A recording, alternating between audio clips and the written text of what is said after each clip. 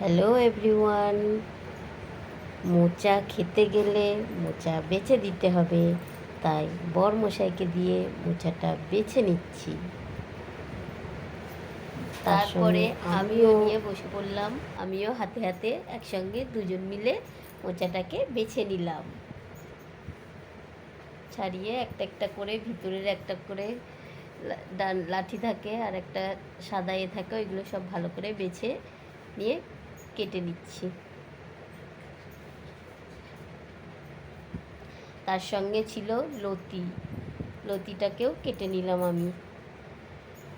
এইবার এগুলোকে রান্না করতে গেলে লাগবে তো চিংড়ি মাছ। চিংড়ি মাছটাও অনেকটা চিংড়ি মাছ নিয়েছি। চিংড়ি মাছটাকেও আমি বেছে নিলাম সুন্দর করে পরিষ্কার করে। রান্না করব লতি দিয়ে আর মোচা দিয়ে, তাই মোচা আর লতি সুন্দর করে পরিষ্কার করে ছেড়ে বেছে কেটে রেখে দিলাম। এইবার আমি রান্নাঘরে চলে এসে লাল শাক কুচিয়ে নিলাম।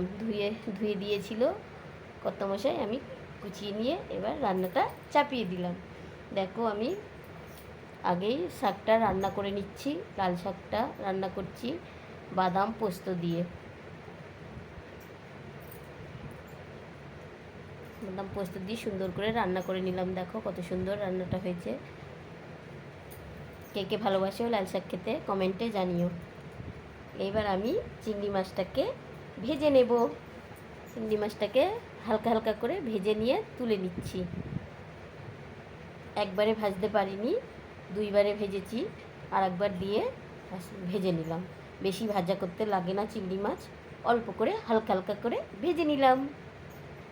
এবার আলুগুলোকেও ভেজে নিলাম, মোচার আলুগুলোকে ভেজে নিলাম, নিয়ে পরে মোচাটা রান্না করব।